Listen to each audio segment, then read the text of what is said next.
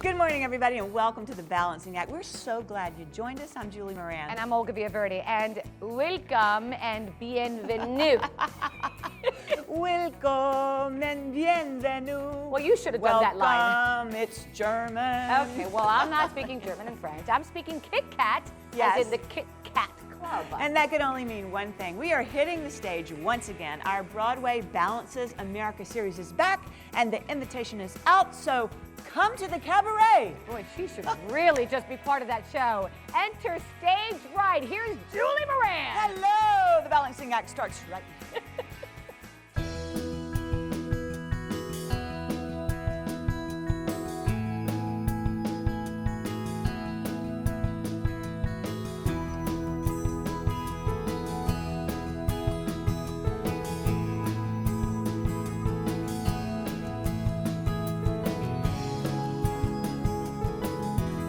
Broadway Balances America, brought to you by Broadway across America, bringing the best of Broadway to a city near you. Cabaret is the Broadway smash that first hit the stage back in 1966. It's set in early 1930s Berlin, right before the Second World War. That's right, but as you're about to find out, this masterful musical manages to make light out of a very dark time in history. The dark twists and sultry turns of Cabaret have been so successful that it's been staged multiple times. And over the decades, megawatt stars, including Joel Grey, Brooke Shields, and even Dame Judi Dench, love her, have all played key characters. So you're about to meet the latest cast of Quadruple Threats. You heard it, Quadruple Threats. That's singing, dancing, acting, and playing an instrument. Anything else and we would run out of fingers. What talent! Our own Amber Milt is waiting. So without further ado, Come to the Cabaret. That's right, ladies. These multi-talented actors are part of the Roundabout Theater Company's 50th anniversary season, which includes the national tour of the Tony Award-winning musical, Cabaret. Rehearsal is in full swing as the performers get final notes from choreographer Cynthia Onrubia. Oh yeah, came right. Being part of the Kit Kat Club ensemble means they must be able to sing, dance, act, and play a musical instrument. You want diversity, but it all has to come together musically. I want to keep a certain standard of the show, because once you set the tone, and especially me, I won't settle for, anything less. The numbers are hugely important to the show, partly because they drive the show in terms of its musical content. We begin in a club. The club numbers intersect with the scenes. They propel the themes of the show. The abrasion between the scenes, which fire in, and the songs that fire out, that give the show its unique energy.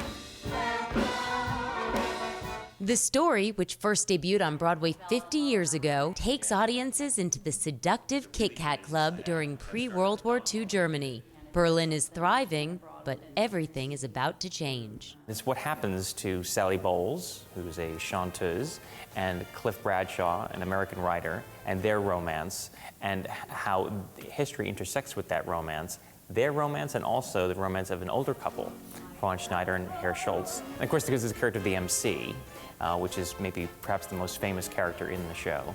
And he comes in throughout the evening and does fantastic numbers that illuminate and expand upon the themes that you discover in the book scenes. It takes a really, really tough situation in history and adds light to it from the characters, from what they're going through. The dancing is pretty surreal. The way that the story's told is so innovative and so timeless to all the audiences that get to see it. This Sam Mendes, Rob Marshall production features the music of Kander and Ebb, the team behind Chicago, and it all starts with casting. Kit Kat Boys and Girls are also the orchestra. There's that extra element of musicianship that comes into play. It's finding the people who can also wail on a saxophone and sing and dance and act. That is where it becomes tricky. As a quadruple threat, Danny Spieler, who plays Lulu, can definitely wail on the saxophone. Being part of the show is a dream come true. Oh, you like Lulu, don't you? We started working on Willkommen and Don't Tell Mom. These are iconic numbers that I have, sang in my bedroom since I was a little girl. So to actually be learning that same choreography and that same production that I was so excited to see, I can't even put it to words. It's so, just doing those moves, it immediately feels like, wow, this is so exciting. Preparation is key. It's just making sure to warm up every part of your show. You have to warm up your instrument, you have to warm up your voice, you have to warm up your body, and then at the end of the show, you have to cool it all down as well.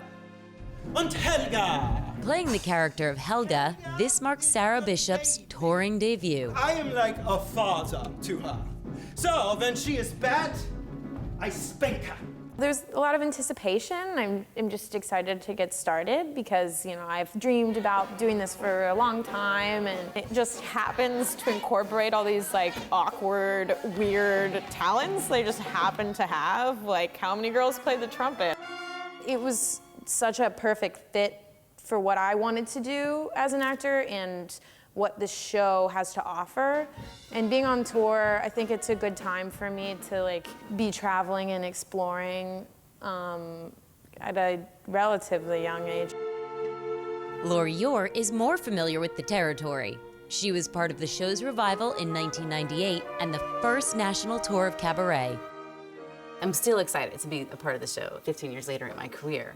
But I feel like I have so much more to offer for my characters now. I've lived longer and I've had more life experiences, whether they're good or bad, but they can all add to make a stronger presence on stage and add more layers to the character that I'll be playing. Making sure the characters are clothed, at least partially, is six-time Tony Award winner William Ivy Long, who is once again creating the fabulous fashions. This needs to hug the butt like that. One of the MC's lines is, every night we have to fight with the girls to keep them from taking off other clothes. Tonight we might lose the battle. So specifically, I took that as my mission. So my job is to make sure the ladies can give that impression that these clothes are just going to fall off them. We have 2 bras on and 3 panties while supporting them in all the choreography and everything they're doing.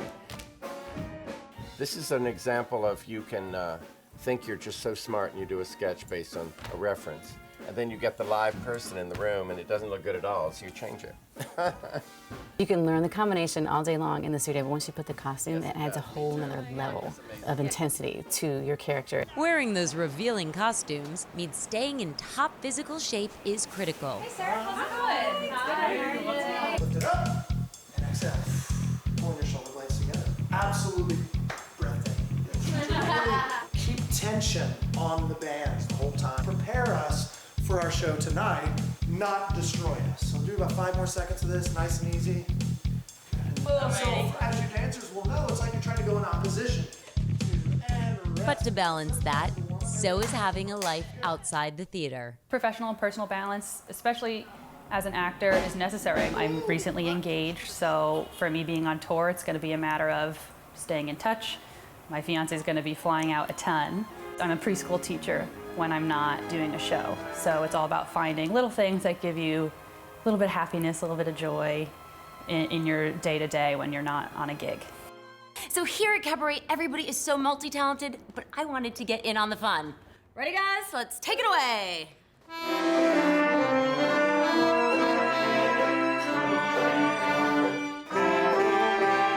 Happily, the national tour is now getting underway.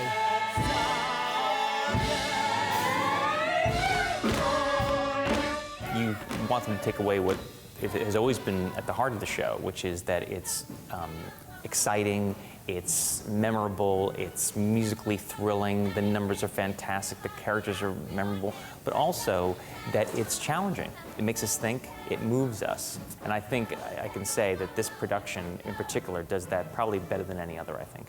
You come out maybe with a few tears, but yet you are like, this is why I just bought a ticket to this. This is what theater is. And this is why we come to the theater. And that's what I want people to walk out and feel.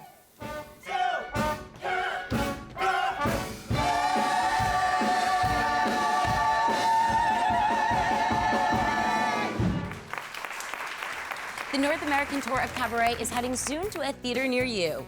Check out Broadway Balances America, Broadway Across America, or you can go to our website, thebalancingact.com, for all the show information, tour dates, and more.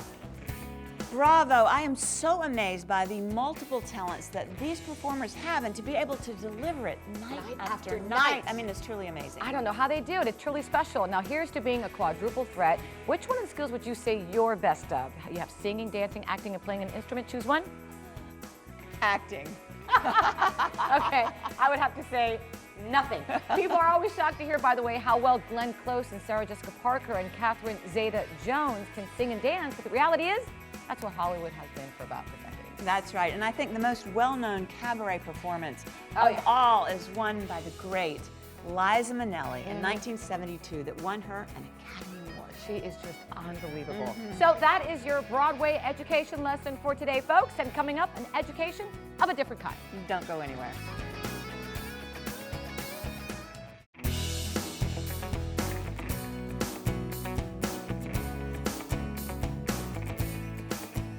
By now, we all know adult online education is a trend that's here to stay. But guess what? Thanks to leading educators with an eye on the evolving needs of today's adult students, it's also a trend that keeps getting more important every day. So here with an update on what's trending in online degree programs is Kimbria Browning and Dr. Nelson Soto from Union Institute and University. Good morning. Good morning. Thanks for being here. Thanks so much. So Kimbria, let me start with you. Your specialty is enrollment. So what does today's adult student look like? It's very interesting, the trends that are happening in the adult learner demographic right now. 70% of the non-traditional student is the working adult student that's working full-time, part-time.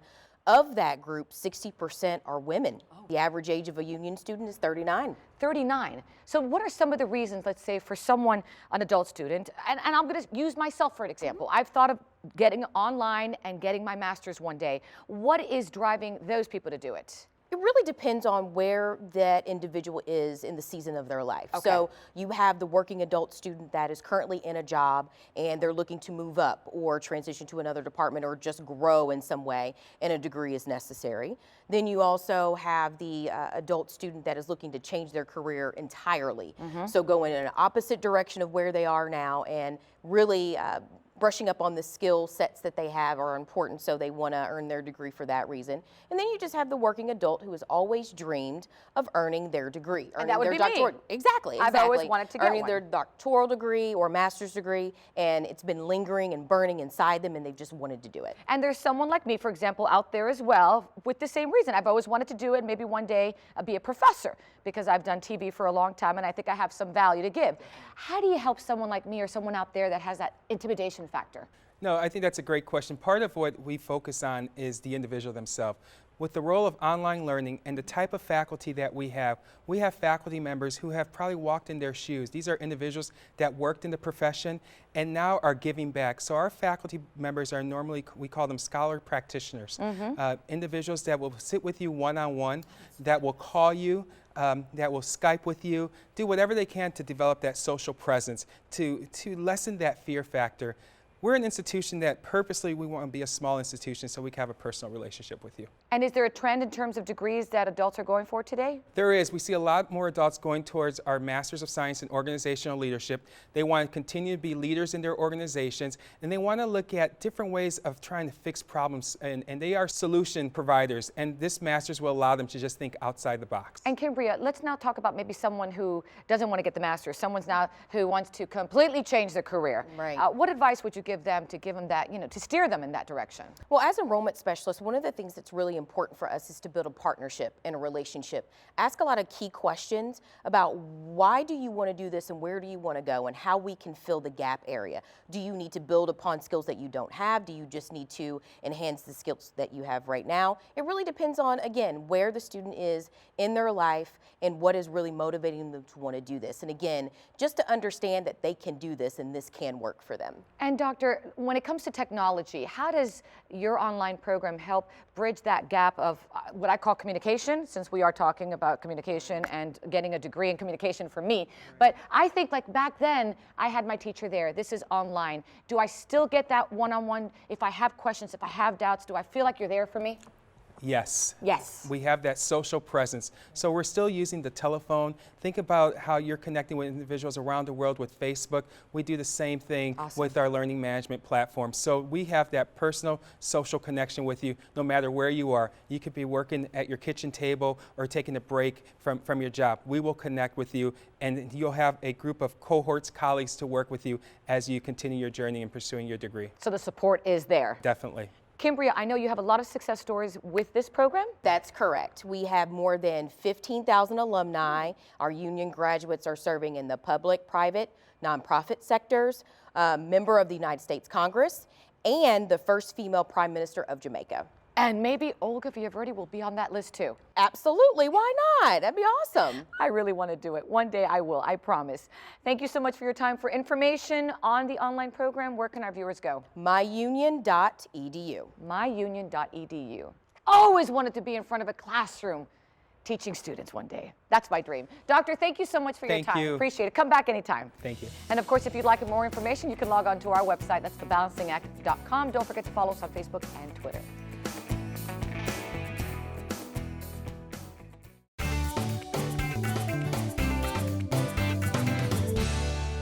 I'm not a mom myself, but I'm a very proud aunt of a beautiful niece, and every time she comes to visit me, she insists upon going to the park.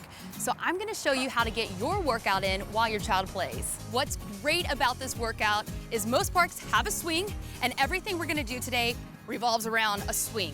First thing you wanna do is get your body warm. So we're gonna take the chains of the swing, squat down, and then you jump straight up, landing softly on the balls of your feet and then rocking back on your heels. Your modification is to never leave the ground, so you're just coming up on your toes. Regardless, coming up in this range of motion will get your heart rate up, which is what we want to do. Now, I personally love a good push-up. I know I'm weird. Carefully place one foot in the swing at a time. Engage your core, make sure your back is flat, and we come straight down for just a standard push-up. If you can't do it on the swing, no big deal. You can do it off the swing or simply come down to your knees. Now it's on to work our legs. Step back with one foot. Now what I like to do is bring my hands up, so that causes me to not move forward, which is really important in lunges. So we're coming straight down, straight up. I'm engaging my core the entire time. Again, this is another move that can be done with or without the swing. And the last thing we want to focus on is our core. I actually found doing these exercises that my core was worked more when I came down to the low plank. So here, just simple tucks. And the entire time, I'm pulling my core away from my t-shirt so my back is flat. Next exercise for our abs is a pike. So we're bringing our body straight up and back down. So now we'll hit our obliques. Bringing it to a twist to the left, a twist to the right. So we made it through our first circuit, but let's do it 2 more times, 15 reps each exercise. For more workout tips, visit thebalancingact.com.